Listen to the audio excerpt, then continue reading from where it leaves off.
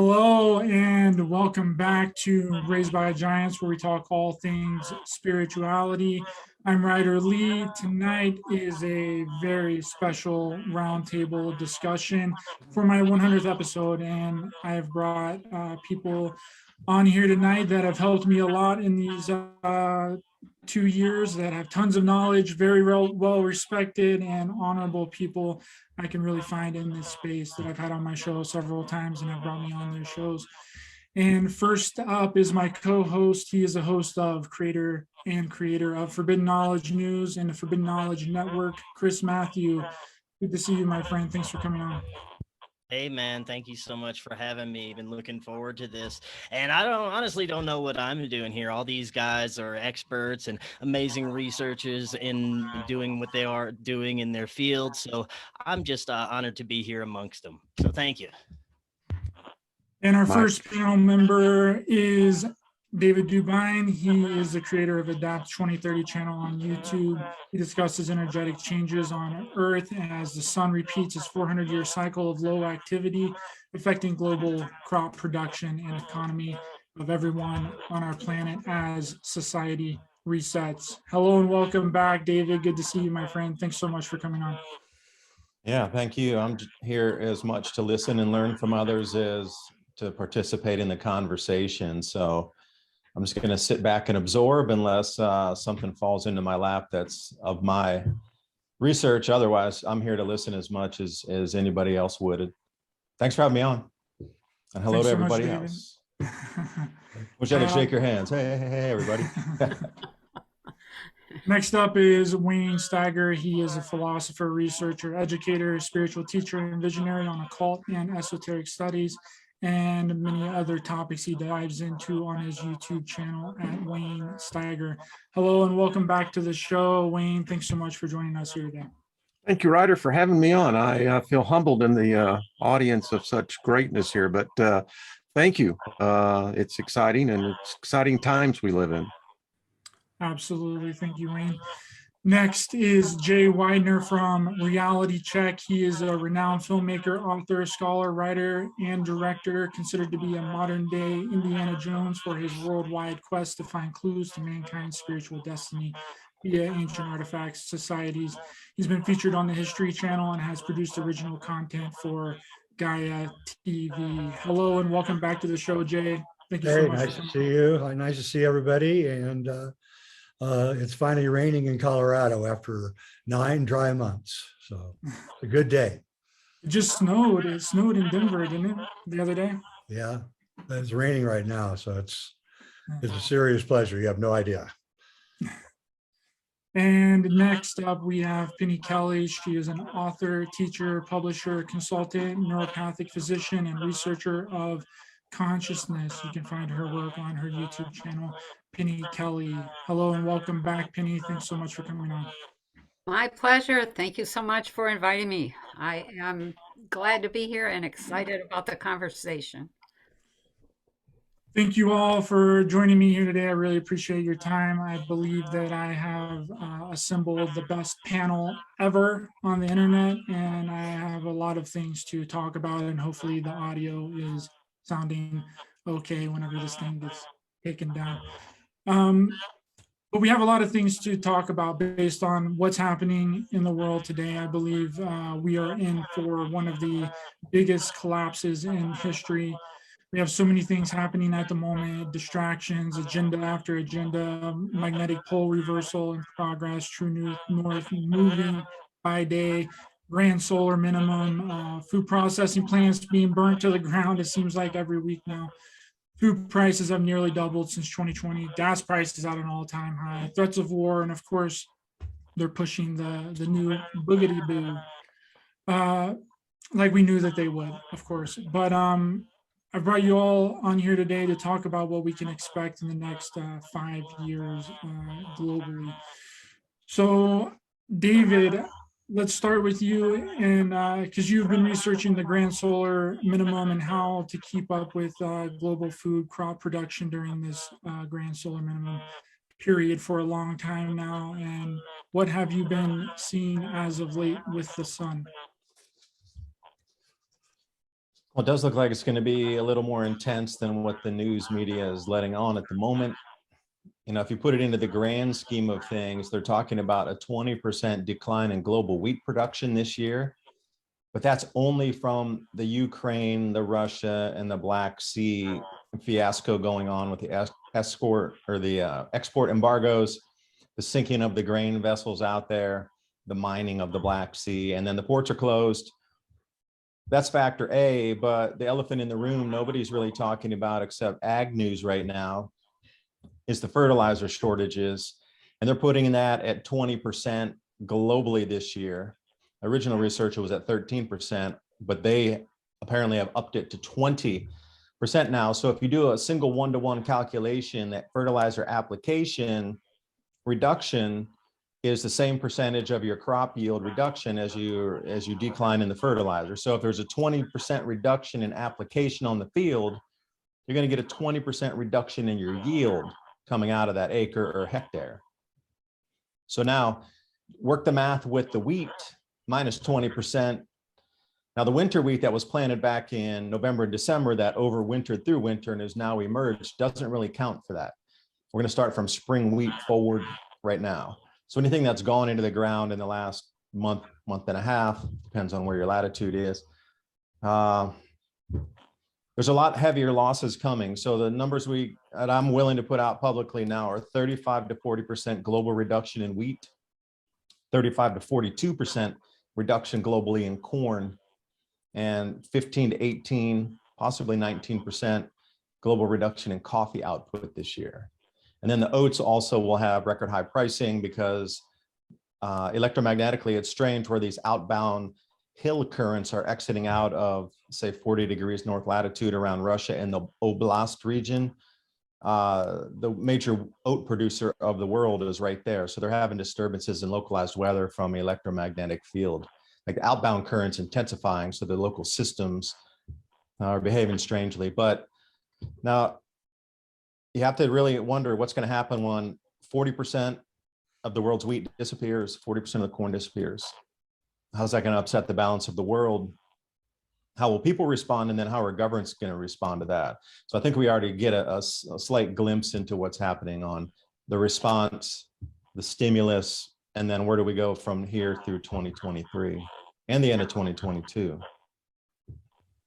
Wayne, do you think that this is a manufactured event that they're intentionally causing this kind of shortage that we're seeing right now? Yeah, I would agree. And David, I would agree with you as well. I mean, the baby formula shortage here in the United States is a prime example of this. This is a self-contrived event. It was been in the planning since January. And this is just one of many incidences. You know, we're all aware of 21 plants now, that processing plants. I've heard direct reports from people who work with Walmart. They work in the major distribution centers, that they were on average receiving 100 to 107 trucks a day into these distribution centers. They're now down to about 8. Just today on one of the prepping channels, they were reporting that Sam's is now stocked above normal, but this is because this is what they ordered 8 months ago. It's just now getting there. And the manager has been told after this is gone, there isn't anything in the pipeline, because we get most of our material from China. This includes, for instance, injectable dye for if it diagnoses if you've got cancer or what have you. That's made in Shanghai, just like the chips are. And we know that the Chinese, this is actually economic war. We're at war with China. They shut down their ports purposely. And so the effect, much like David was saying with the harvest, it's coming. And when it hits, I think it's going to be the holy mother of all coincidences where everything coalesces at the same time, at the same place. And that's ugly. Wayne, could I jump in? Excuse me, everyone. Could I jump in for a second here to Sure, add of on course. that? So I work as a consultant for the dairy industry, also part-time from California. And the thing is, as was explained to me, the corn affects the output of the dairy, the lack of corn. But this whole purposeful drought that seems to be going on as an engineered drought out west has also affected about 300 other agricultural streams, if you will, for a better term. And those streams, the byproducts coming off of that are also reformulated into dairy cattle feed. So they're out in Indiana and Ohio looking for corn to take it back into California because they can't grow right now, but they can't get the rail traffic. So how does that affect mothers and baby formula? Well, if you look at milk in the dairy industry itself, when you go into a store and they're selling milk, that's the lowest value of anything in their process in their entire vertical, how they're going out to market. The milk is the bottom of the barrel, literally. Their cash is from whey proteins for the cheeses, and then those upper end proteins that are for infant formula. That is the highest creme de la creme. And excuse me, hit that with my foot there. But that dairy, they're ceasing and going down to incredibly minimal operations. They're at the point now of trying to find rail car capacity to move the cattle out of California because the food is coming down to a minimum. And then the California animal cruelty laws are saying if you don't feed your herd in 3 days or diminish a certain amount of calories out of that, you have to euthanize them. And they're like, no, it takes 3 years to bring these cows up. We're at full production. And now we're trying to move, thousands and thousands of cows out of California. But that infant formula, the way it looks now, it's not going to solve itself because the base product of the dairy industry that goes in for that infant formula is just terminating at this point. Dad, on to that. So my brother, who is in Missouri, knows his friend is a farmer. He grows corn and soybean. He can't get the corn seed because they're regulated by FDA that they can only plant a certain kind of corn, which requires a specialized fertilizer. They can't use the same fertilizer for the corn that he has with the soybeans because that requires a special formula of fertilizer. He said his cost last year was running about $300 an acre for the fertilizer, seed, and what have you, fuel. That cost today has now exceeded $3,700 per acre. His fertilizer he can't get, but even if he does, he could get it, has actually increased in some cases tenfold. He can't, the problem on diesel fuel, we're not talking about this, he can't, it's no longer profitable for him to, like he said, to plow the fields. He can't afford the diesel. In Missouri, that diesel is going for $5.07 a gallon. Last year at this time, that same price was about $3.05 a gallon. So anyway. And the herbicides, if I might jump in, the herbicides are also thin this year. There's a global herbicide shortage, which is what you referred to, Wayne, glyphosate. When they plant those rows of corn, that's why it's called GMO Roundup Ready, because when they're planting the corn, and believe me, I'm not a fan of glyphosate. I'm really not a fan of any, chemical herbicides. So I'm not on that side of the fence. I'm just saying this is the way it's done currently in large agribiz. They don't have the Roundup or the glyphosate to run in the rows because if you're going to put a fertilizer on a plant, you're going to go for the target species, which would be corn during emergence. But if you have all these other weeds in the fields, that's going to pull away from the nutrient that should have gone to the roots of the corn to grow it to head and ear, but it's not. So now you have an entire field sharing what should be 100% uptake in corn or wheat or soy, but now it's sharing with all these other plants. So again, it's not exactly a one-to-one on that. It's more like a 0.8. So if you're going to reduce the number of gallons that you're applying to an acre, you multiply by 0.8 and you'll get your reduction in yield. And they're running about the similar amount of like 18 or 20% globally reduction in any types of herbicides right now, because those fertilizers and herbicides are manufactured with the same base chemicals from the same base manufacturers that aren't manufacturing. So they're kind of running in a parallel tandem. Now I'm hearing about insecticides, but that won't be used until later on. So could something get wiped out by caterpillar infestation or slugs or something? Yeah, for sure.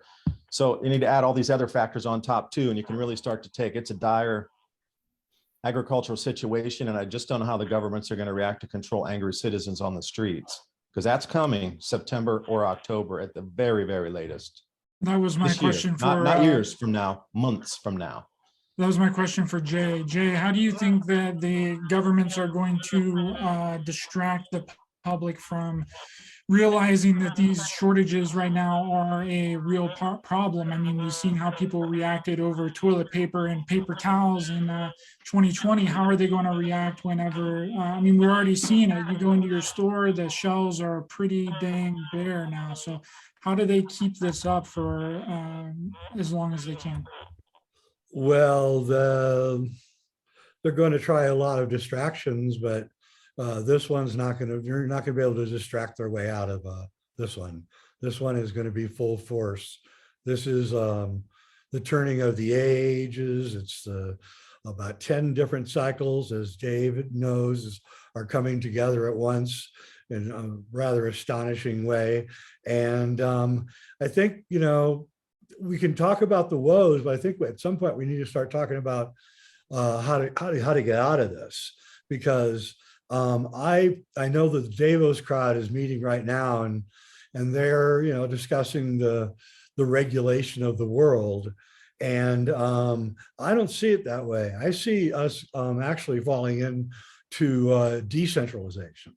I think that we got to start thinking that way. I think the supply chain is proof of that, and a lot of other things are proof of that. And we need to start thinking that way. The same exact tools that can be used to control us are the same exact tools that we can use to liberate us and have smaller communities that are controlled and stuff. But to add to all the woes that we've already discussed, they're doing geoengineering in Colorado, which is the watershed for 5 of the major rivers.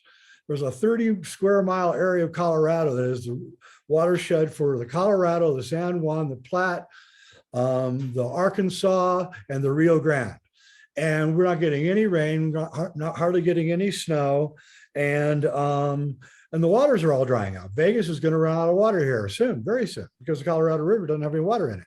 So everything is, you know, compressing at once. And I think we need to be very calm at this point in time, because things are going to get really raucous when Joe Sixpack and Joan Chardonnay discover that they don't have any food, and they don't have any booze, and they don't have anything. And that's coming. It's coming really soon. I think that Dave's right. It's about August, I would say. That's when everybody's going to come to the realization. Panic's going to start. They're doing this also because of the election. It's all kind of been put together in a little package for us all, and we have to deal with it. And I do believe that what's going on here is a separating the wheat from the chaff. The people that are not thinking ahead, they're all going to meet their fate, unfortunately. And those who do think ahead have a chance to survive. And I think that's part of what's going on, actually. I don't know if it's a conspiracy or just a natural process. Penny, what have you been shown on this topic?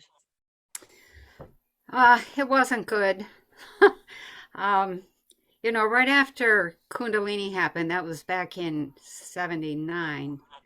And I started with the little men in brown robes and the visions that they brought and the experiences and the things they showed me. One of the things that was so disturbing was the malnutrition, the death, the awful things I saw.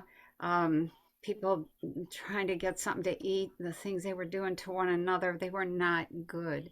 It affected me very, very deeply. And I've been a farmer all my life, organic.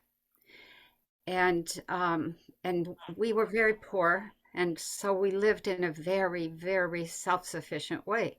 We built our own house. You know, we raised our own animals. We raised our own food. We made our own clothes. We fixed our own vehicles and our equipment.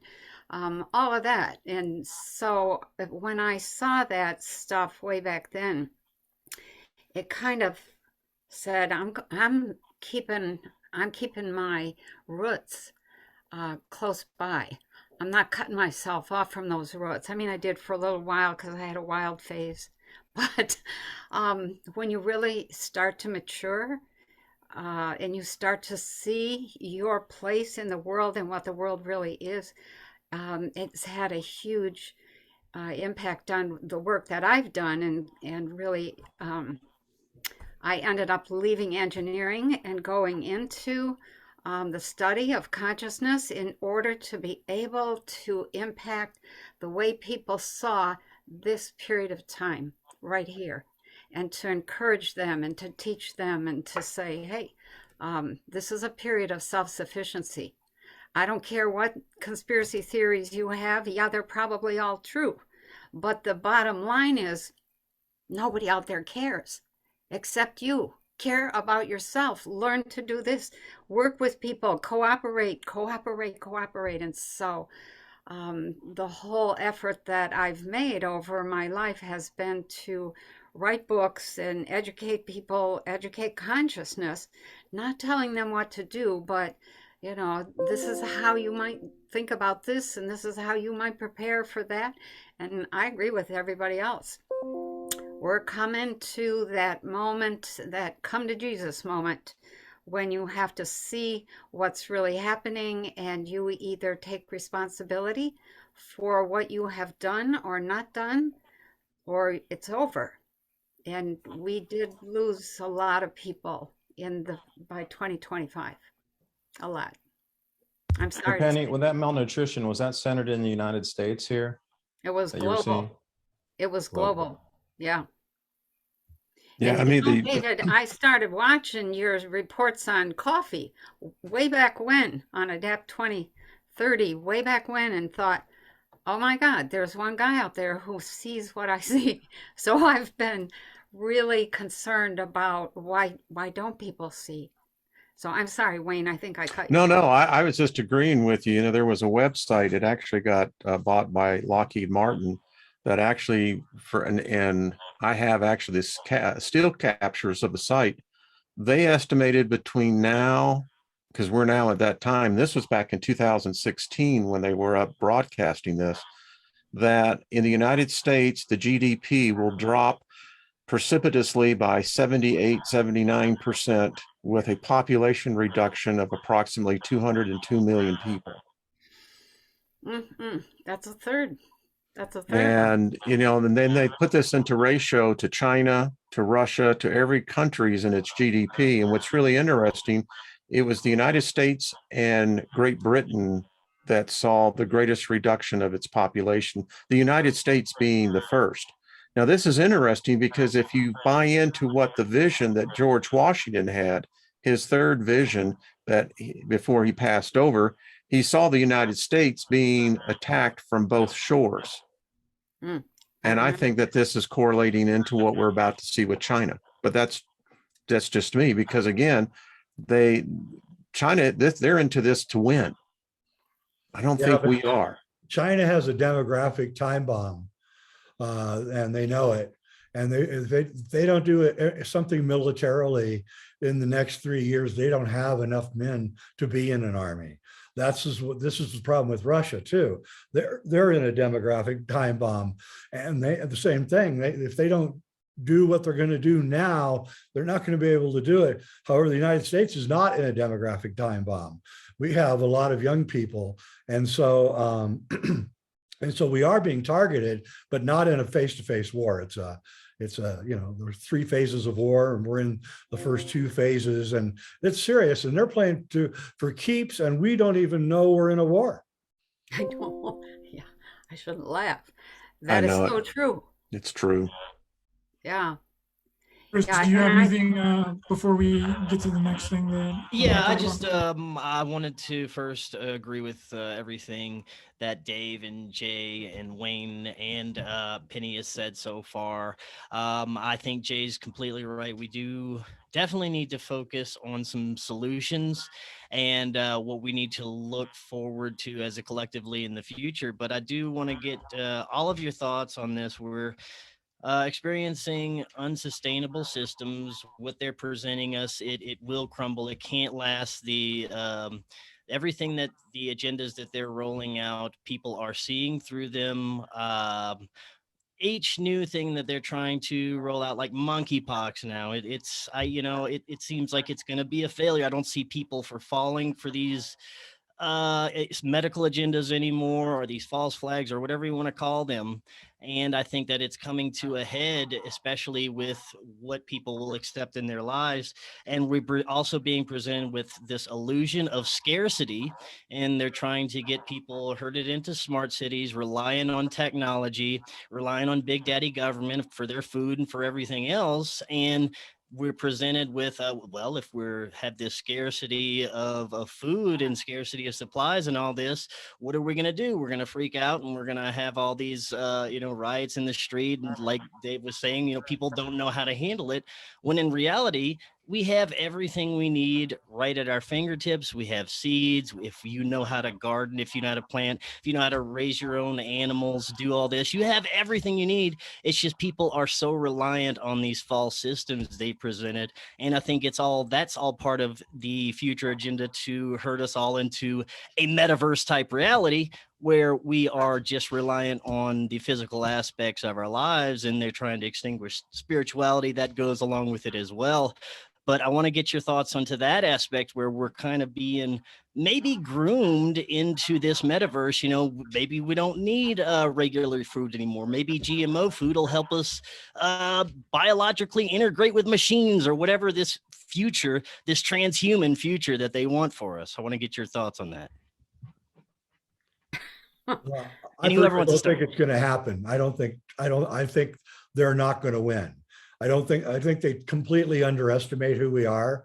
Not the majority, but the ones that are strong and are thoughtful. We're not going to accept it. I don't think we're ever going to accept, oh, you will own nothing and be happy.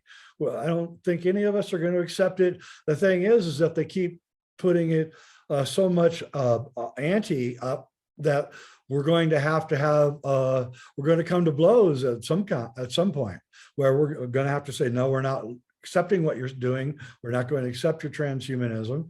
And we're in the age of Aquarius now, so everything is breaking up. We have to accept that. We have to accept that you got to find your tribe. You got to find your community of people. And I have, and you can do it. It's not hard. And you can grow your own food. I grow 70% of my own food. I've got cows. I'm getting sheep. I'm not going to surrender. I don't think any of us should. Very good. Absolutely. 5 seconds. So, I have to say that one of the things, the government does not survive, and it doesn't go away altogether. The way that it looked as I was watching, between 1980, when all of this was really being seen, and today, the first 5 years of 2020 to 2025, those were the difficult years. The government collapsed, kind of regrouped, went down again. It began letting go of one piece of what it had control over for many years, just was letting go of one piece or one sector at a time. And I remember the little man in brown robes saying, it will go the way of the Catholic Church. And at the time, I thought, what? The Catholic Church is doing fine. But in the interim, in the last 40 years, that has, the Catholic Church has dwindled, has lost its reputation, lost its money, lost its prestige. Its ethics are in question. Everything about it is falling apart. And I think we're going to see that same thing with the government. And so the idea that, I don't know if it was you, Wayne, that triggered the thought in me, I hope people are not going to rely on the government, because it's not going to be there. And the pieces that are there are not going to be able to do anything. That's what you were talking about in our interview, Penny, that you've seen a war in the United States, but not so much as a civil war, but a uprising of the people against the government in That's true. around 2024 to 2025. Yeah, there's signs of that. We're moving right in that direction now, and it was the people, and it was global. Everybody was hungry around the globe, everybody, and so they were taking out their governments left and right, and it actually started. The first big aha was Canada. At the time I was seeing that, I thought, no way, not Canada.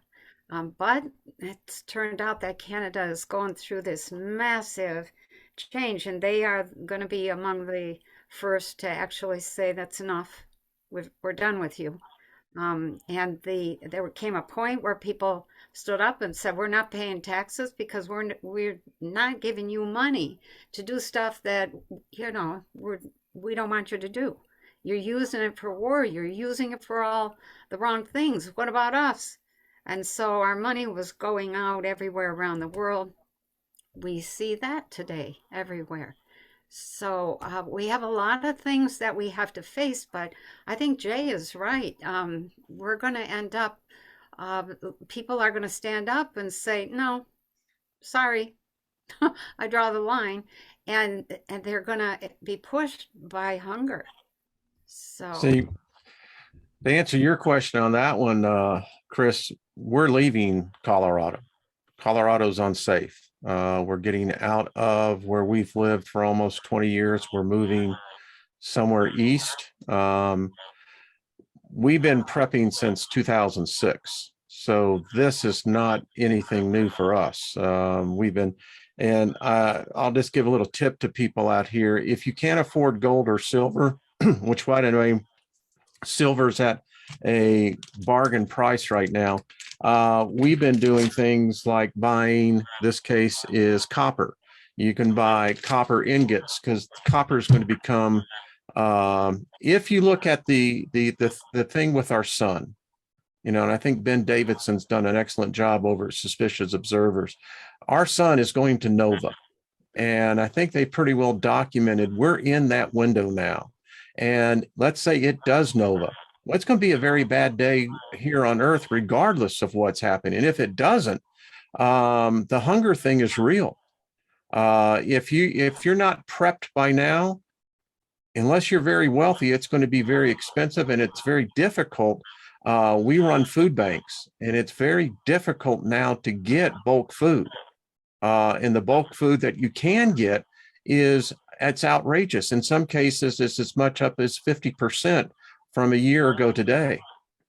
So I know one thing from serving time in the military, the one thing that's the most dangerous thing about a population is that if it gets hungry, because they've proven already that after 3 days on a person who can't eat, it's no longer civility that counts. It's what's in their belly.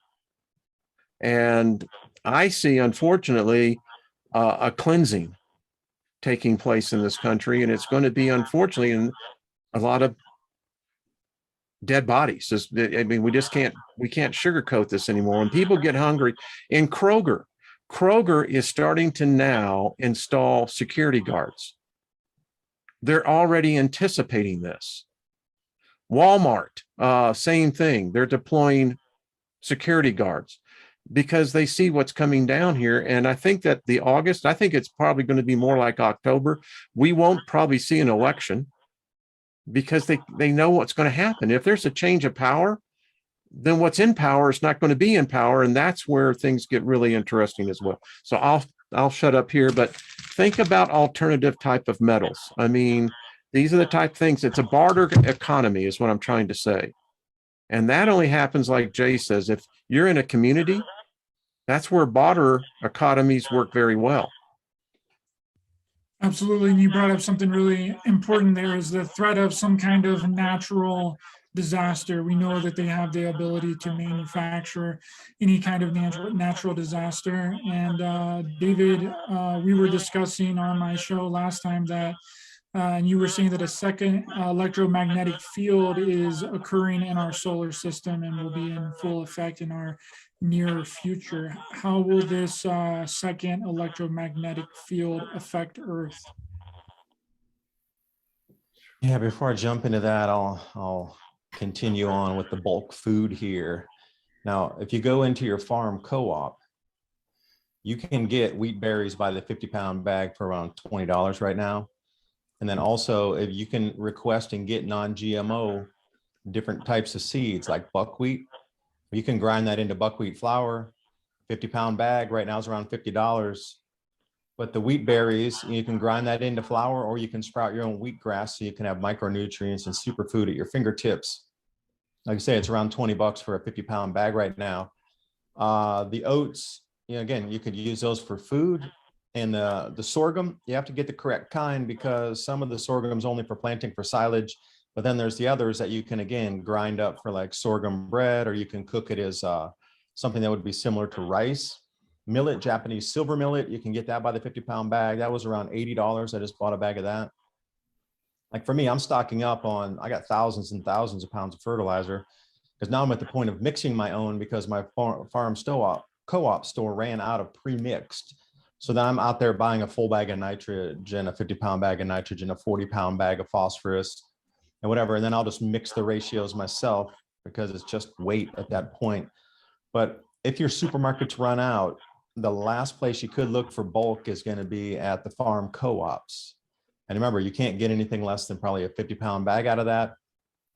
And I've also heard, talking to the people over there, if you have a registered farm, like my farm's registered as a farm here in Tennessee, you're going to get precedent. You could have 50 people waiting in line to buy whatever it is out of the farm co-op, but you walk up in front and you go, I got my farm card. And they're like, all right, everybody else out of the way. We got somebody here who's going to try to grow food for y'all. That's happening right now. So if it does come to the point of no more bulk food, please check out your farm co-op. Yes, the digital rationing cards are going to be here by the end of the year, and they're getting us more and more accustomed to having troops in the stores, security in the stores. The flash mob, have you noticed the flash mobs? Everybody, it's in your consciousness, flash mob, flash mob. Now what happens when they flash mob the supermarkets? It's another excuse to send in security. What happens if they come in with 18-wheelers and flash mob a wholesale storage point out here in the countryside somewhere? Oh, we need to send the troops out in the farm fields. So they're going to be doing this smash mob thing here and try to cause enough chaos at food storage, food delivery, and food sales points where people demand that there's troops out in the countryside to save the food. They'll demand that there be armed guards inside so they can keep the supermarkets safe. This is where it's going. And, the second electromagnetic field you're referring to, if you have any kind of planetary software that shows the orbits where the planets are, Solar System Scope is a good one. It's free, it's online. Just go to solarsystemscope.com. And as you wind out to October of 2024, you'll see that the four gas giants make a square. And this same configuration of the exact degree of arc off of the planets. The last time that it was this close with this square at almost perfect square configuration was 79 AD. Now, another interesting thing that I had been looking at, it looks like the Kabbalah with the planets. It's got the 4 planets, and then if the Earth is in the center, and then we have the sun, and then you got Mars and Venus below that. And it looks like you could almost replicate it, overlaying it with the Kabbalah. Now, this comes back into things I've been hearing about. These elitists are waiting for this kind of planetary lineup that only happens once every few thousand years. That's it. I'm very firm in my belief of it. I will be coming out with my research shortly on that, but I encourage everybody to go look at October of 2024, right around October 25th, it's 28th. And what will that do? Because Jay, you alluded to a changing magnetic field, and this awareness that we have, we've been locked into an electromagnetic field. So our sight and the auditory abilities that we have as a human are locked into a previous magnetic field. Now this is going to be changing. So I think things are going to come into the visual spectrum that are just going to startle and frighten people, where something that we couldn't previously see will become visible because of the electromagnetic field change. Now, if that's enhanced because of a second slight and I am going to say slight magnetic field in the outer solar system. If you're counting like the Anunnaki did from the outer planets inward to the Earth, then Jupiter, Saturn, Uranus, and Neptune are creating that second field. Then we're going to Mars, and then we're at the Earth. So we're 2 planets away from that new magnetic field. And if it is behaving like a torus wave and overlooping, it's very possible that we can get into a block wall of magnetism somewhere, even if it's just for a fraction of a second in that overlooping toroid field. How is that going to behave in a resonance wise for human perception? That's why we're seeing through everything. The elite are trying to maintain power in an old magnetic field state from the top down, the higher iron, burning people alive, these kind of things, armies in wars, that just doesn't hold state. We're going to be vibrating faster and faster and faster. And it really is going to really kick off October. And I'm interested myself. I know we're going to start to see plasma displays in the skies that would look like canyon wall petroglyphs coming out. The skies are going to become more electrified. Some areas regionally are going to become incredibly electrified.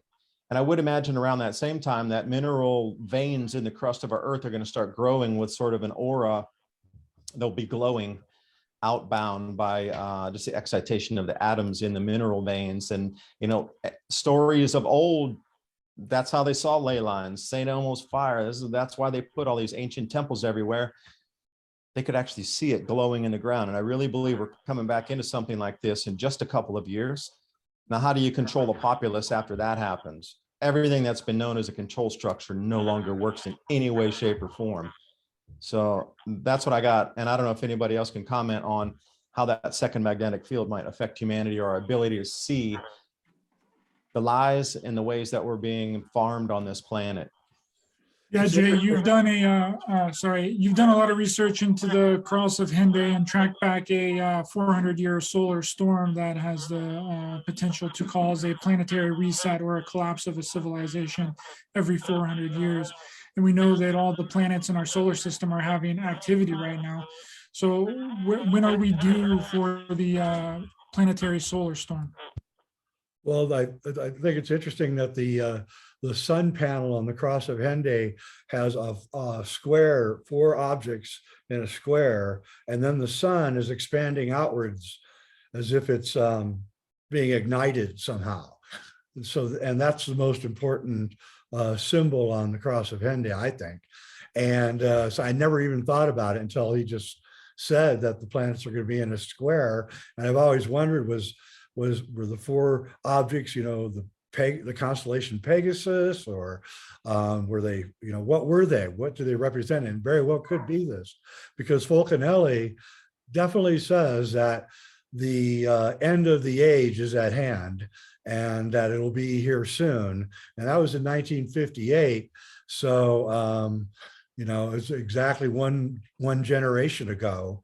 So we're, you know, one fourth turning kind of ago.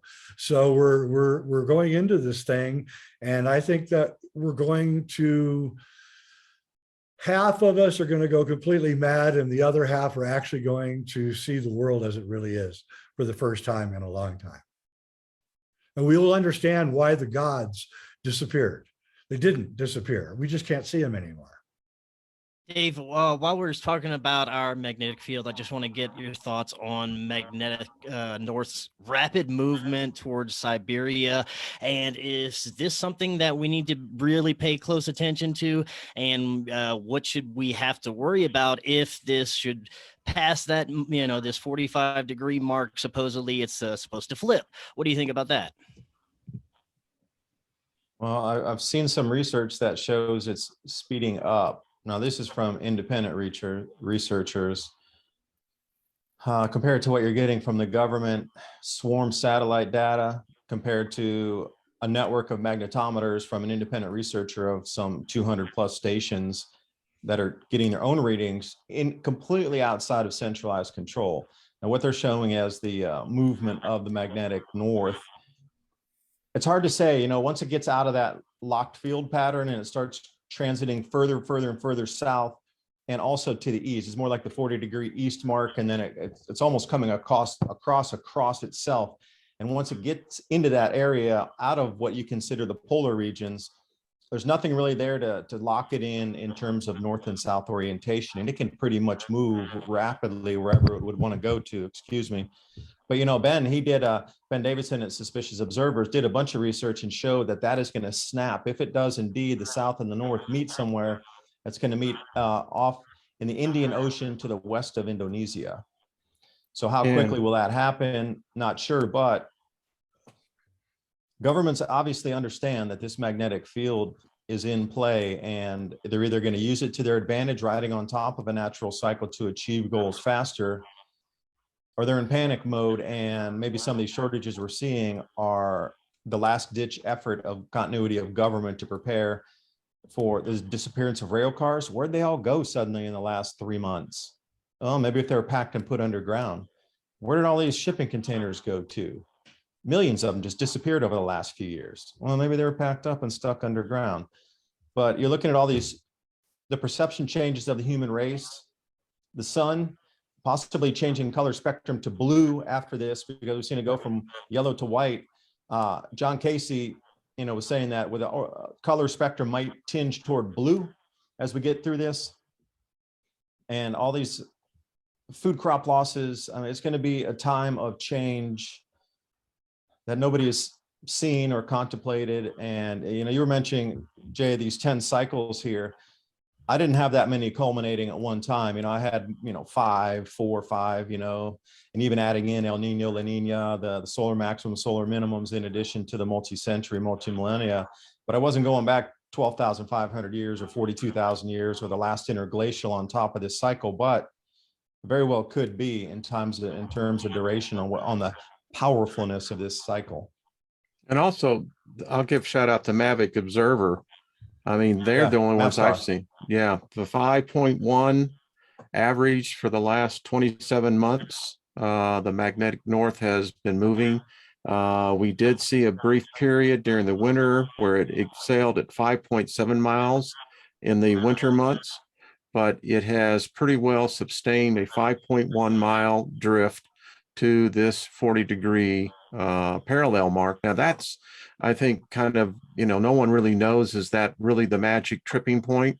But I think it's highly underrated and not reported enough what the magnetic field of the Earth is actually doing to weather, what it's actually doing to humans. And we know that astronauts suffer from cosmic ray exposure. They go nuts. I have 2 friends that are pilots, one for Southwest, one for United, and they have reported that with the increase of cosmic rays penetrating the Earth, they think it's the direct result of why passengers are losing it. Yeah, I would agree with that, actually. I think if you look back at the last solar minimum, which is in the 1600s, there were whole villages in Europe that would go crazy and kill each other. Literally, they would all kill each other. There was the dance craze in Europe at the time, where a single woman would just go out in the middle of the street and make herky-jerky movements, and pretty soon the entire town was doing it with no music. And so there's these reports that very few, but the ones that we have show that there a lot of people went kind of nutty back then, and they're blaming it on fungal infection or fungal poisoning in the food, but is that really what it was? We don't know. No, that's magnetics. Consciousness is frequency, period. Well, you put magnets, you put a human brain in between 2 powerful magnets, that person's going to go nuts. Yeah, right. You can't handle it. At the very least, they'll feel sick. At the very least. Yeah. It's like getting hit in the head by a bull. What the hell happened?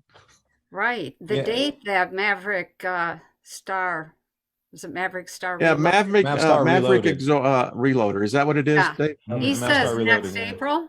And, I spent 15 years working with a plasma science, And when you get fields that come together, they don't always merge. Instead, they come together, and if they're strong enough, they start dancing around one another and doing something like you were. I've seen you do, Jay. They sort of do this thing, and they create, in that swirling around, alternate poles, and there can be 6, 8, 10 different poles, and those all interact. That's part of that. That's just the way that fields interact. And then all of a sudden they all take a new form. And the North and South Pole that we are familiar with may end up being somewhere else. And sometimes they just shoot back to where they were or close to it. That's one of the first things I saw, was that there was a 17-degree shift in the planet. It wasn't much, but man, it caused an awful lot of ruckus along all of the coastlines, and a lot of ruckus with the communication system, travel, all kinds of stuff. And when you, if you listen to Doug Vogt and his lectures, and you watch them all, and he has put together what happens every 12,068 years, almost like clockwork. It's the micronova thing, and it is an EMP on steroids. And when that thing blows, you get half of the planet has compressed air. When you compress a gas, the temperature goes up, and it goes up like 2,000 degrees, burns everything on one side of the planet. And meanwhile, the planet's turning. The other side, which has lost, or one side has lost its atmosphere, the other side tries to fill that in. You get 200-mile-an-hour winds trying to fill in where the other side was blown away, and freezing. When you decompress a gas, you get freezing temperatures. So the temperature drops to 200 degrees below zero, and that's it just destroys a lot of stuff. That's there's lots more to it. It's a complex reaction that happens. There's a huge amount of evidence around the planet that this is something that has happened. They talk about, we had these asteroids from space, and one hit here and one hit there, and maybe it broke up and hit in a few places. I don't think that was it at all. I think when the sun did its poof, it just blew all kinds of debris right at one side of the planet, pummels that to death practically, and burns the rest of it up. It's a huge thing. You have to go inside the planet. You have to live. It's because it's 30 years before the dust settles. And have you been shown something like that happening in the future, like a supernova or I some kind have of sun seen explosion? 2027. By 2027, we're seeing one of the signs that it's coming is that that the sun swells. And so when we have, what do you call that, an eclipse? The moon or the planet doesn't eclipse the whole sun. It looks like a white sidewall tire. And that, in some of my research with some of my students and some of my own work, I've seen that by 2027, we're seeing that right now. Early stages of that are huge increases in the Schumann resonance. And it's a slow, steady process, but it gives people time to prepare. And I think we need to be preparing. We absolutely need that, and to be thinking, okay, this is a big deal. Are we going to survive or no? I agree. And Jay, do you think that they are, they meaning the controllers and manipulators of our reality on a global scale, are already prepared for some kind of huge natural disaster, and that's why they've built these huge underground installations, the DUMBs, and created the secret space program in preparation for some kind of large-scale global event? Yeah, so the chapter on the Cross of Henday was added in a 1958 reprint of Mystery of the Cathedrals by Fulcanelli. Wasn't in the original. We know the OSS, the precursor to the CIA, spent about 4 years during World War II looking for Fulcanelli and never finding him. And so as soon as the chapter comes out, NASA is created about a year later. And then about 3 years later, the first deep underground military base is dug near Omaha, SAC headquarters. And then over the next period of time, all the way till now, we've seen this kind of funding. As Catherine Austin Fitts shows that they're literally missing 20-30 trillion dollars over the last 30 years. And of course, I believe it's gone into the secret space program. And I believe that the secret space program was created because they know one of the things that NASA looked at right away was evidence of a past catastrophe. And they found it. They found it on the moon. They found all this glass that had been formed from super high heat. And they realized that the sun was not a even tempered star. It had moments of great outbursts.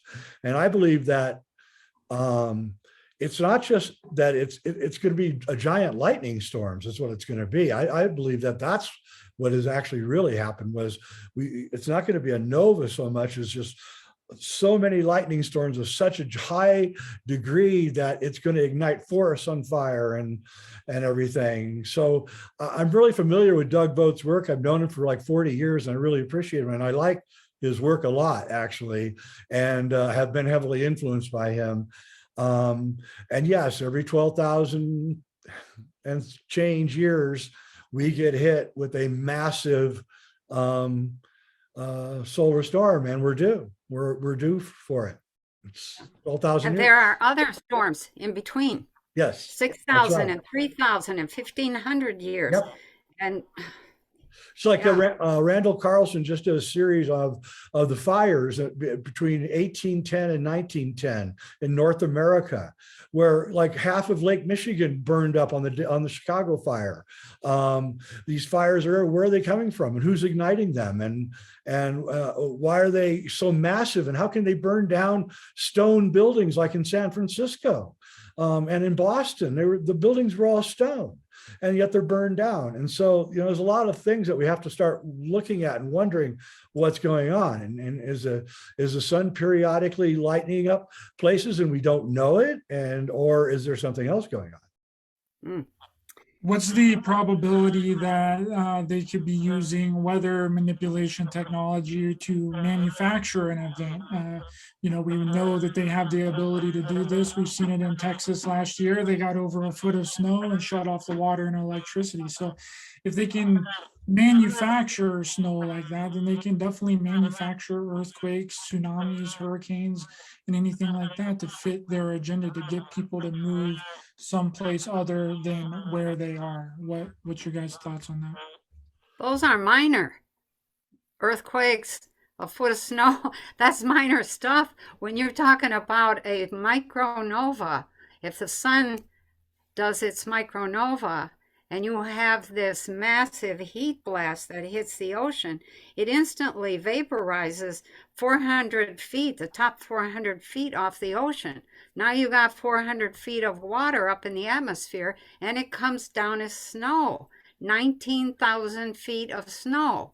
If you're at the bottom of that, it's all over for you. That's crushing, and that's how we get the glaciers. The other things that happen in between, where you get small compressions like Jay is talking about, and you get this massive melting all of a sudden, then you get big floods that wash away everything.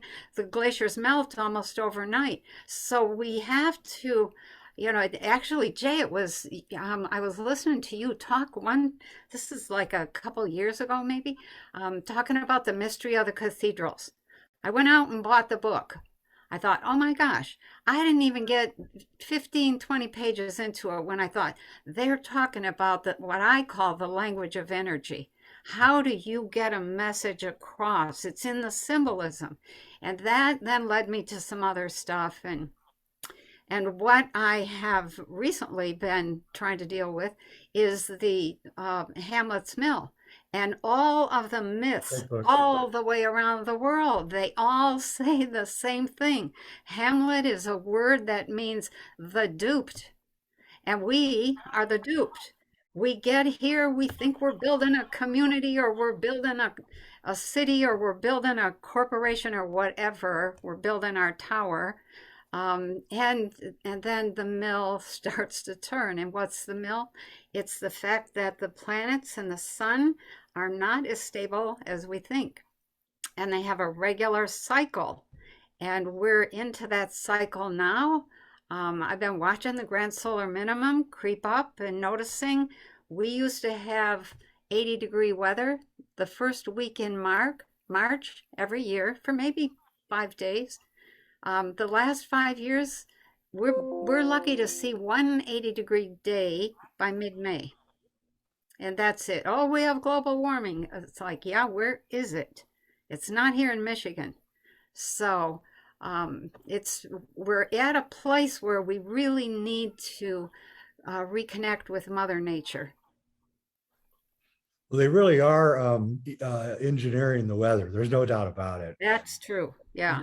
They put barium and they drop it from commercial airlines, and then it gets ionized, and then they can push it, and they can push atmosphere around, and that's how they're doing it. And I had a long discussion with someone who actually really understood it very well. And so, yeah, they're doing that's what's happening in Colorado. They're making sure we don't get any clouds, any snow, no rain. They want to dry up the river systems. 20 years ago, Colorado would get, not 20 years, 30 years ago, Colorado would get 20-foot drifts by the side of the roads in the mountains, but now nothing, just nothing. So. Jay, since you're talking about Colorado, I know Wayne, myself, Ryder, and yourself are all in Colorado, and Wayne said he's leaving because he doesn't feel it's safe. Would you agree with that? And where would you think would be some of the safest areas in the United States to be during something like this? Well, they did a study, and the safest place in the United States is the border of southern Colorado and New Mexico, all the way from about middle of Colorado, New Mexico to the Four Corners area.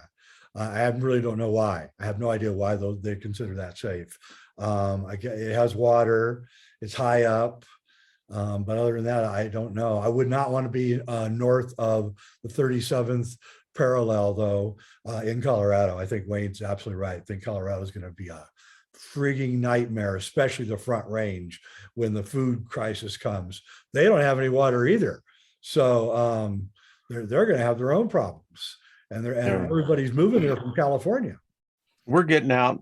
I used to be involved very much in Republican politics. I mean, deeply involved, and we're getting out before will make it to where you can't leave the state you're in, and that is it's already I've got, I used to do the Steiger perspective. I got threatened by some people, and so I backed off. But I can tell you, Denver is, as you know, is the new capital.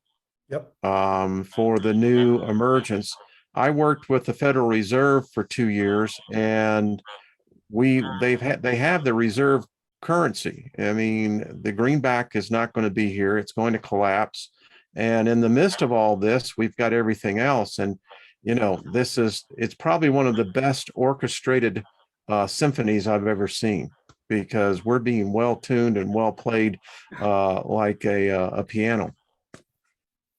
That's What's right. that interim economic step that they're going to use if the greenback's no longer used? What's that substitute going to be to bring us into cryptocurrency and carbon credits? The Amero is what I worked on, David, when I was with the Fed. It was called the Amero. It combined Canada, Mexico, and the America into the central bank. And Denver is the capital. It is the capital. In fact, if you look at DIA right now, Yep. You can't find land out there because it's all being built with new warehouses. Oh, and it's CIA's out there too. They have a gigantic building out there. Yeah, and look at all the, in fact, we got the USGA, it's now moved here. The USDA is moving out here. We also know that the Federal Reserve is now moving their central operations here. So I just don't want to be here when that clamp comes, because they're going to clamp. At least How that's long my until opinion. the financial collapse? Because I mean, that's inevitable. It has to happen. We're trillions of dollars in debt. We've been trillions of dollars in debt for decades now. Do you Look what they believe? just did to your generation. They just wiped your generation out in the cryptocurrency. I know of 3 people who committed suicide last week. They got wiped out. And I tried to tell people this in the industry 6 years ago. The cartels are never going to allow a fiat currency to exist outside their control. And when the cryptocurrency took rave, it went faster than they could move, but they were never going to allow it to be what people thought it was going to be. Yeah, And so they've wiped that industry out.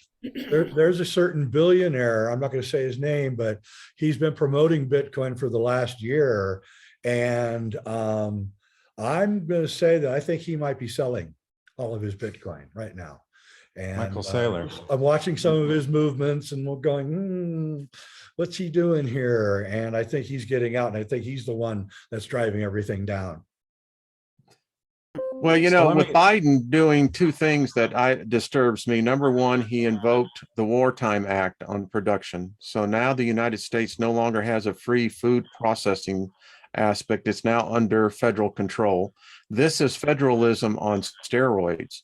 And when you see this, along with what we're seeing as well, he also signed the executive order forcing all the cryptocurrencies into basically a U.S. Treasury crypto coin.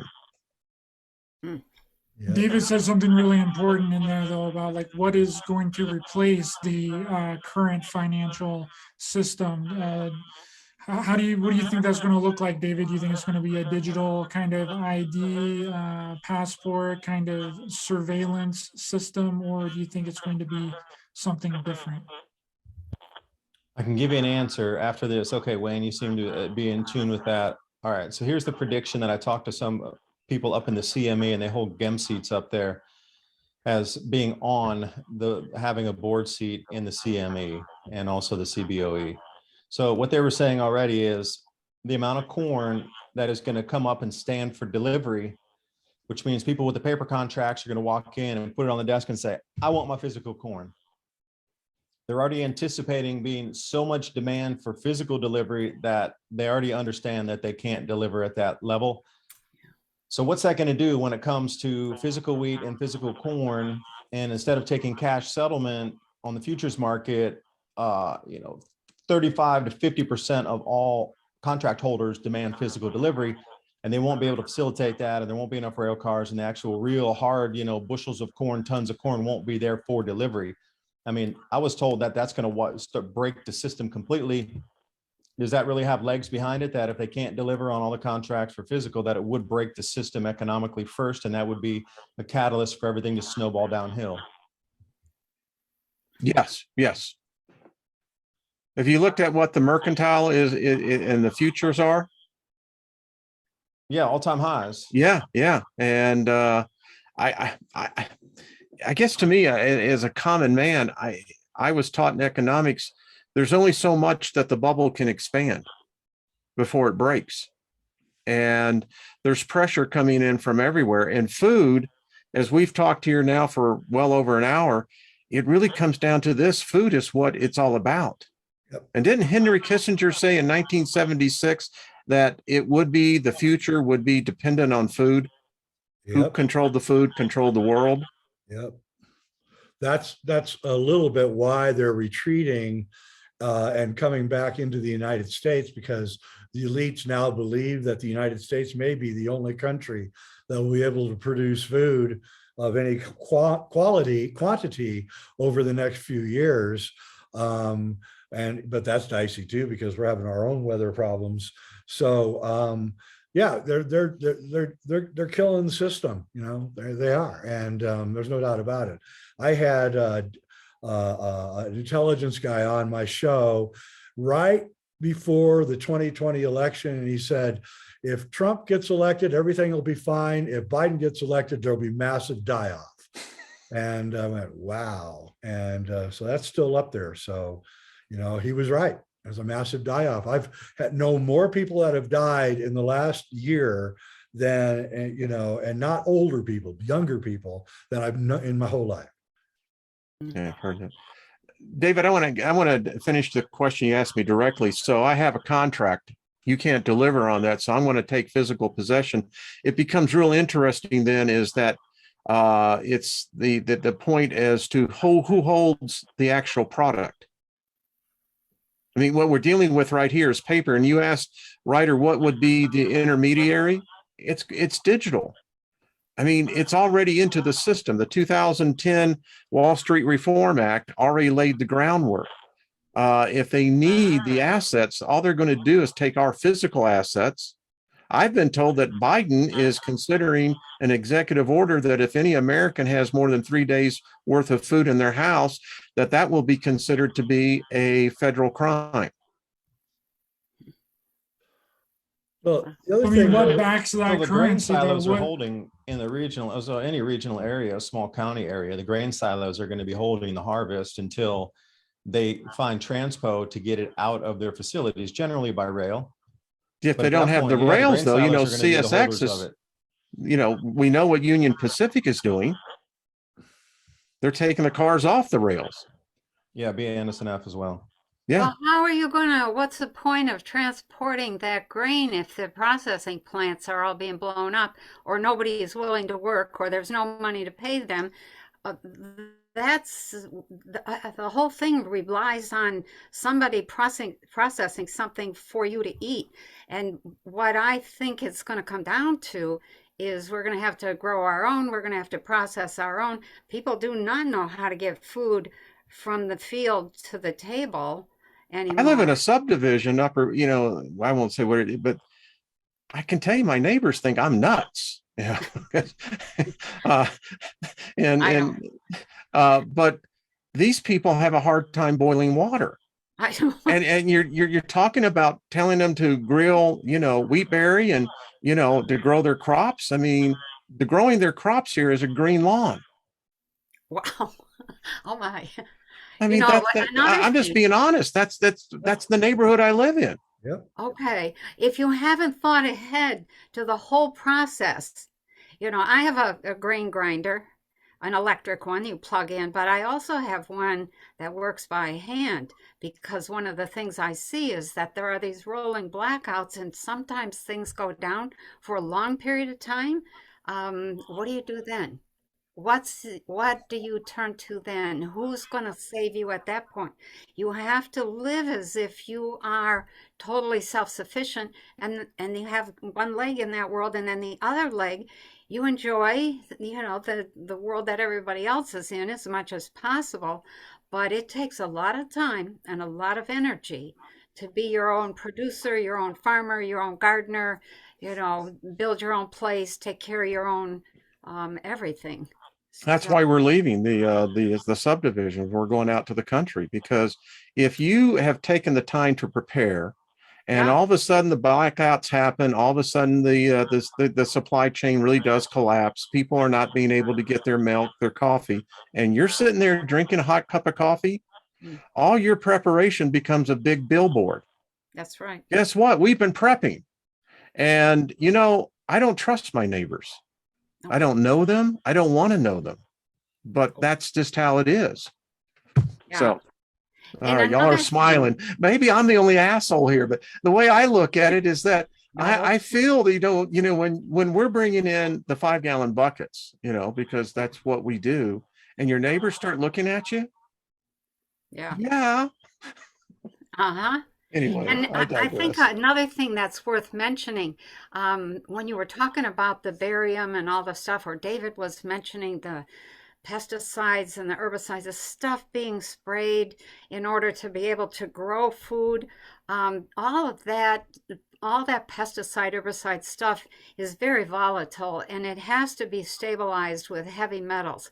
So you're spraying that on the field, that kills the life in the field, the pesticide does, and then the plant takes up the heavy metals, and then the humans eat that. Now we're full of this stuff that changes consciousness. Do we want to survive? That's the question. I mean, that's my question. I guess, Ryder, it's your show, but I'm asking, do we really want to survive this? I know. Yeah. Oh yeah, the ride through is going to be amazing, especially when the plasma starts holding Exactly. skies and we see petroglyphs living in front of us again. How exciting is that? Yeah. Can't wait. Yeah. Yeah, right. That would be amazing. And this large comet SW30 that's supposed to be coming at May 30th or so, it could be up to 1,000 meteorites per hour coming through the atmosphere, or it could be nothing. But with all these changes we're seeing, it's interesting that they say this could be one of the biggest meteor showers in the last 100 years or 200 years, depending if you look at the 1816 lithographs. But on the timing of it all, it seems like, well, we're in for one to like shock and awe people of the night sky and how that might occur. Now, back to that cosmic ray thing that you were mentioning, the higher the altitude, the more effect you'll have from cosmic rays. So those in the mountains, this goes back to pre-dynastic Egypt as well.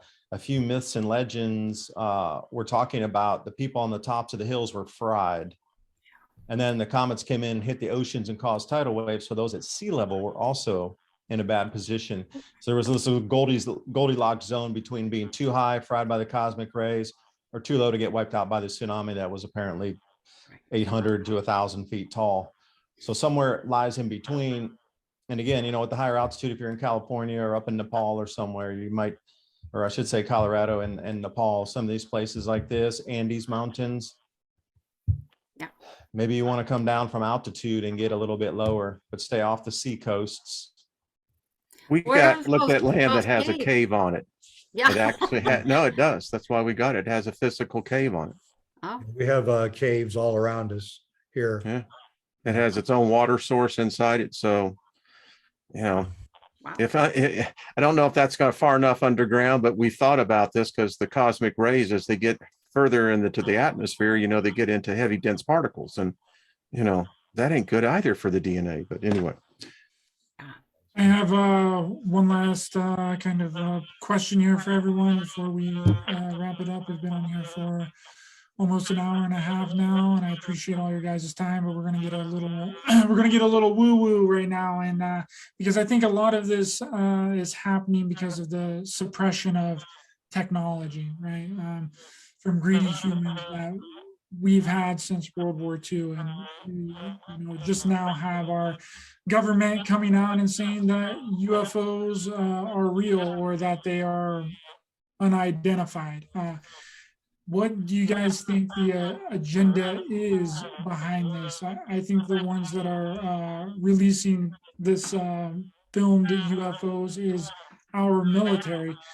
It's just our craft. But what do you think that they are planning with releasing and saying that these UFOs are all of a sudden real? They've been covering it up for decades, and it's taken them 60, 70 years to finally come out and say, oh yeah, we don't know what they are. So do you think it's some kind of staged alien invasion like Werner von Braun was talking about on his deathbed, or others like Randy Kramer have been saying? Because I honestly think that's the only way that I can see them being able to release this technology in the open.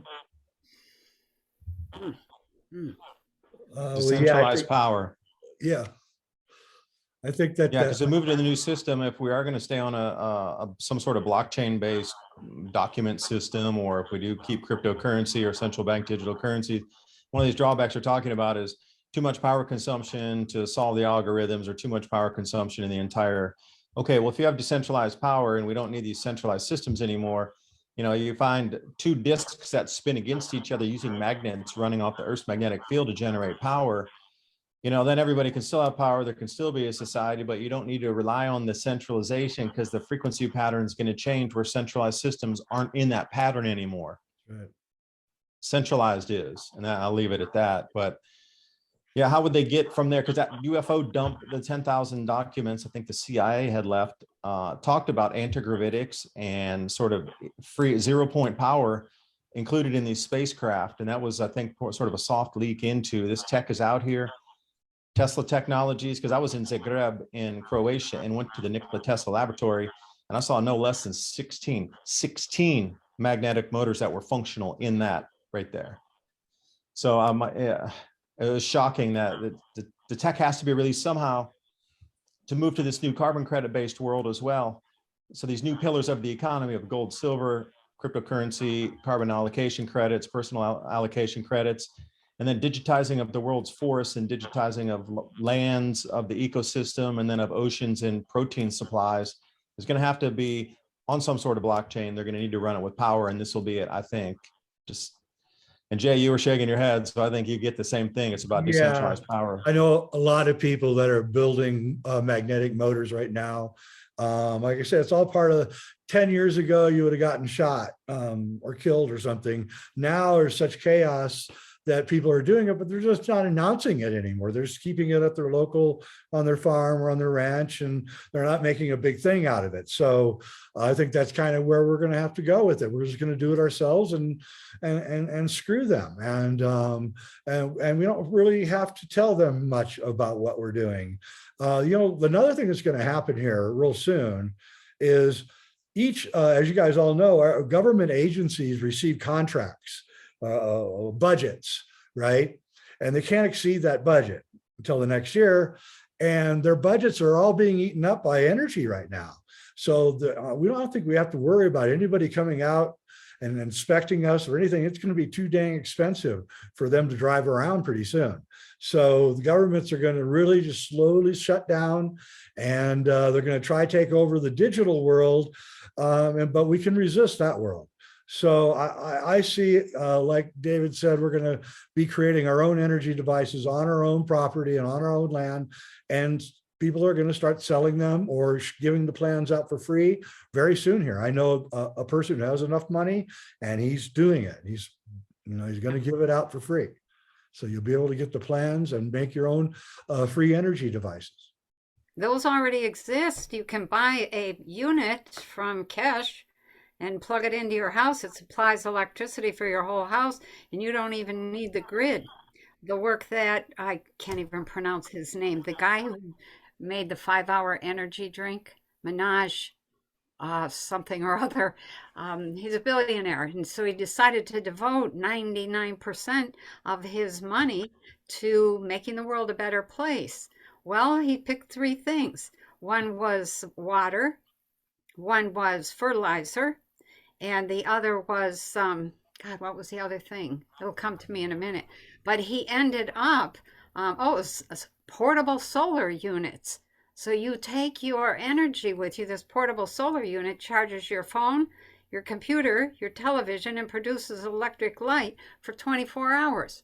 And it's as big as a lunchbox. Does everybody know what a lunchbox is? It's kind of an old-fashioned concept. But the water, doesn't matter if it's brackish water or sewage, turns that into perfectly clear, clean, drinkable water in no time in its portable unit. You take it wherever you go. And then the fertilizer, for anybody who's not a farmer, fertilizer, typically good compost, takes 6 months, really good compost, a year for leaf mold and things like that if you leave it alone. But he's got finished compost in 18 days. And he's teaching people how to build. It's called, you probably heard of it, Billions and Change 2. He had a thing out there last year, I guess, another video, Billions and Change 1, but this is Billions and Change 2. All of that says that we don't need those big centralized systems anymore. People are buying RVs, and they're buying fifth wheels, and they're buying tiny houses on wheels and all kinds of stuff. And they are taking their electric and their water right with them wherever they go. They're already working remote. We're headed toward a very mobile society. That changes taxation. Taxation, if there's no taxation, changes government, changes education, changes everything. And being more self-sufficient, maybe we'll get a little healthier if we're not eating all that processed crap, and we won't age as fast. We'll be healthier much, much longer. So I see, the energy is there. Of course, not very many people are talking about it, but it's out there if you're looking. And I think that that's going to hit like one of those tsunamis, except it's going to be a tsunami of new energies regardless of what UFOs are doing. And I have quite a bit of background with UFOs and plasma technology and how that runs. And people who are developing motors are still using the old concept, but it's still a good stepping stone. It's you know what you discover is you don't need a motor, you don't need an engine. You need to be able to utilize energy and direct energy.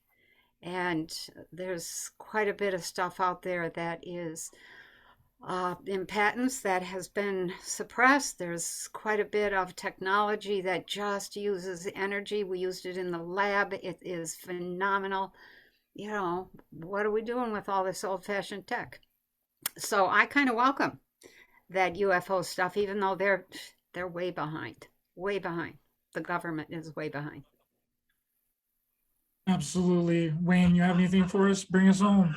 I'll be the downer. If ET exists, I think maybe this is maybe IT, the inner part, but that kind of brings on, then is there basically all the same species? Is there a same agenda going on here that works for them?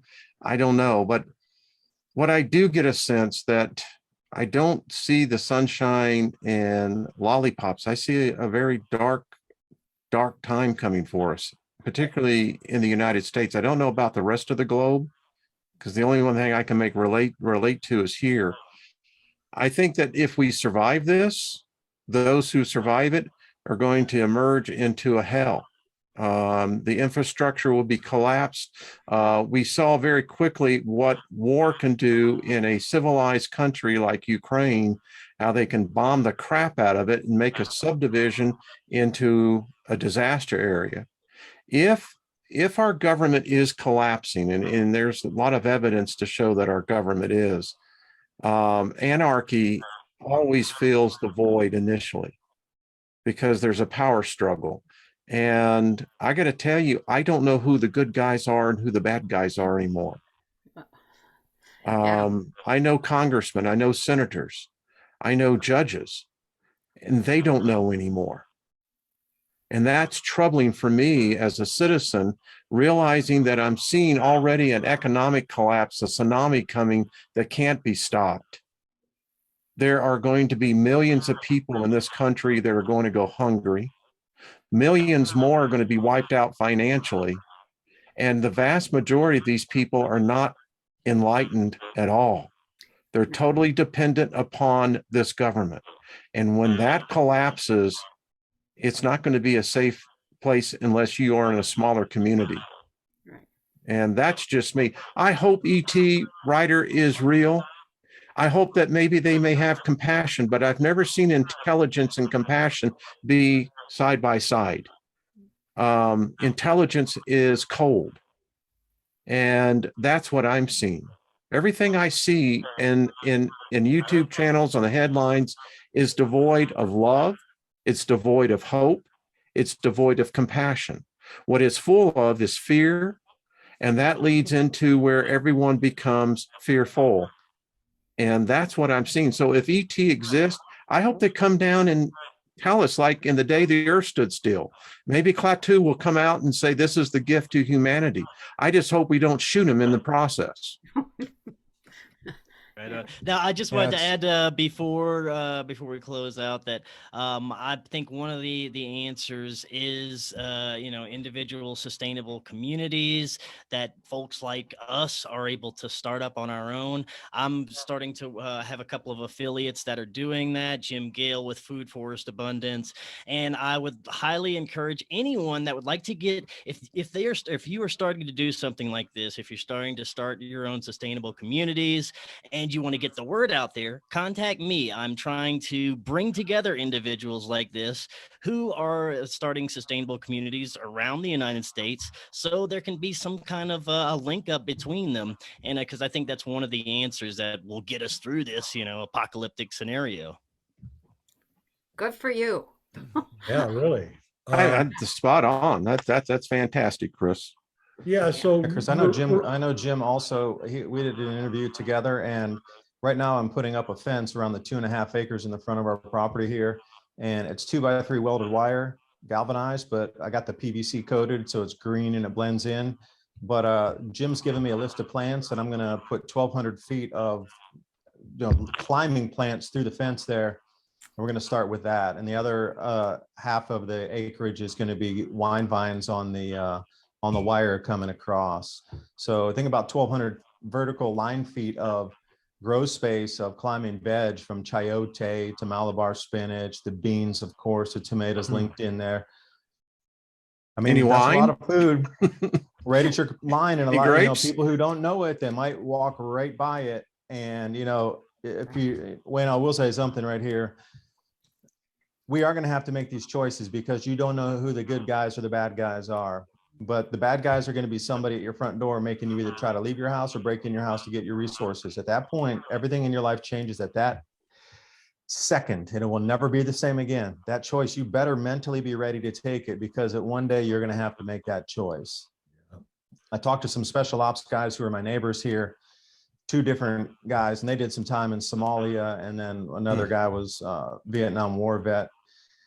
But they kept telling me both identically the same thing. If an intruder, or if somebody gets in there, whether it be an intruder with a uniform, as soon as they make entry into your house, the chances of you surviving that or getting out of there are about 15%. And especially on the more end of breaking in to try to get food supplies and that sort of thing, and a hostile takeover of a premises or vehicle theft, your chances are 15% if they enter your house of you getting out of there alive.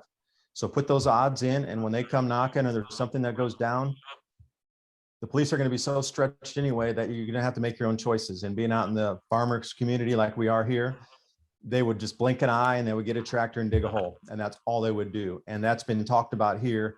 And our conversation here, which most people might think is a woo-woo far out, that's just normal conversation that you hear most people here that understand it's broken and we got to take care of ourselves.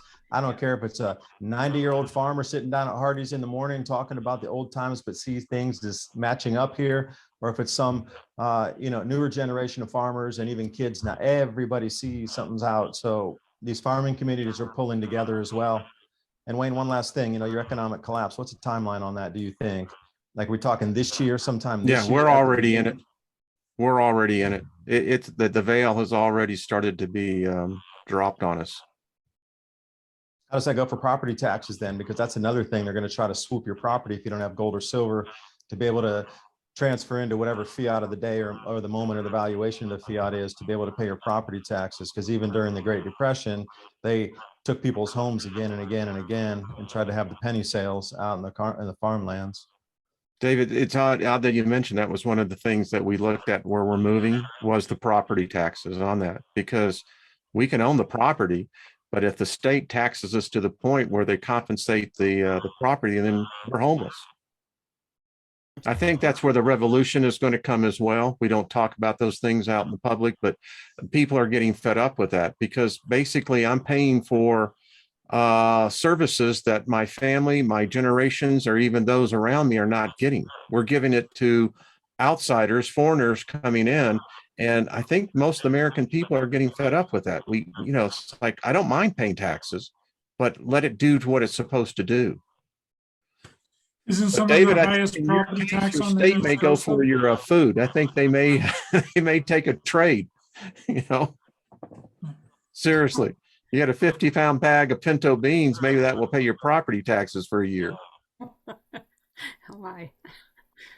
Keep the mason jar. Yeah. Exactly. The bonus just for you. Does anybody else have anything else that they would like to comment on before we wrap it up here today? This has been fun. Yeah, been fun. Yeah. Well, thank you guys so much. I appreciate you all more than you know, and thank you so much for helping me out during this time. And don't know where I would be or what I'd be doing without you guys. So I'm going to give you all time to let the audience know where they can find you. Chris, where can they find you online, my friend? Easiest way, everything is on our website, forbiddenknowledge.news. We're on all podcast platforms. Our premium stuff is on Rockfin. You can go there, rockfin.com/FKN plus to sign up. We're limited on YouTube. We only mainly post clips on there, and Odyssey, and I think that's about it. David, where can they find your content, my friend? The Mini Ice Age Conversations podcast, similar on any podcast platform across the net. The Adapt 2030 channel, which I'm shadow banned on. So we moved over to Brighteon, which is Mike Adams' site, BitChute, Odyssey, and Rumble. And Thursday nights, 10 p.m. to midnight. On Thursdays, Revolution Radio Studio A, Ransom Godwin and myself broadcast out and live stream across 4 platforms along with the radio program. So yeah, this limitation of being able to operate in a social conversation, being limited by these tech platforms, is a little frustrating. But please support all of our work, because we're all going through the same thing, trying to spend our time to get the information to you to help your family stay safe during these changes. And tech platforms want to limit that conversation. So you, as an average listener, I would be a little irked at the tech platforms of trying not to allow you and your families to be more safe during the time. They're trying to keep you unsafe and unprepared, where we're all trying to bring you information to keep you and get you prepared, allow you to do your own research, think for yourselves, and come up with your own solutions for you. Not the media telling you what you have to do. The information's in your court now. It's time for you to run with it. Absolutely. Wayne, where can they find you? On YouTube, R. Wayne Steiger. I'm also on Odyssey, Rumble, and Brighton as well. I just signed up on that one. So It's a good one. Yeah. So that's it. Jay, my friend, where can they find your work? jweidner.com and Reality Check on YouTube. And I'm also moving over to Odyssey and BitChute. Haven't done it yet, but they haven't censored me yet, but I can feel it coming. And yeah, it really sucks to have to curb your language to so you don't offend some 25-year-old working at a high-tech company. Especially after our last show together. Penny, Yeah. where can they get your work at? Oh, let's see. YouTube. I got a lot of videos on YouTube, on Odyssey, on Patreon, Patreon/Penny Kelly. I have a website, consciousnessonfire.com, and all my books are on Amazon. So any of those, and then all the podcasts. Links to everyone's channel will be in the description of this video. I highly recommend everyone taking the time to go and subscribe to their work and to their channels to help support them. They're amazing individuals, and I'm very lucky to know them and talk to them here today. Thank you all very much. I had a really great time with you all here tonight, and I hope you all did too.